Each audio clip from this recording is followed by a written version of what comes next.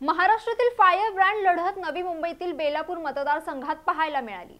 भाजपने तिकीट नाकारल्याने भाजपच्या एका बड्या नेत्याच्या मुलाने शेवटच्या क्षणी पक्ष बदलून बंडखोरी केली। भाजपच्या उमेदवार मंदा म्हात्रे यांच्या विरोधात निवडणूक लढवली, मात्र सर्व प्रयत्न अयशस्वी ठरले आहेत। बेलापूर विधानसभा मतदारसंघातून भाजपच्या मंदा म्हात्रे विजयी झाल्या आहेत। नवी मुंबईतल्या बेलापूर विधानसभा मतदारसंघात लक्षवेधी ही लढत झाली।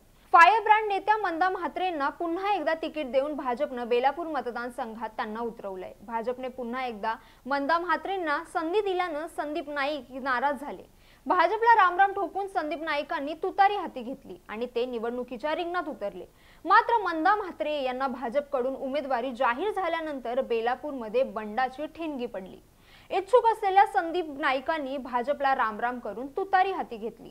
संदीप नाईकांनी भाजपकडे बेलापूरमधून उमेदवारी मागितली होती। भाजपने गणेश नाईकांना ऐरोली मतदारसंघातून उमेदवारी दिली, मात्र बेलापूरमधून मंदा म्हात्रेंना तिकीट दिलं गेलं।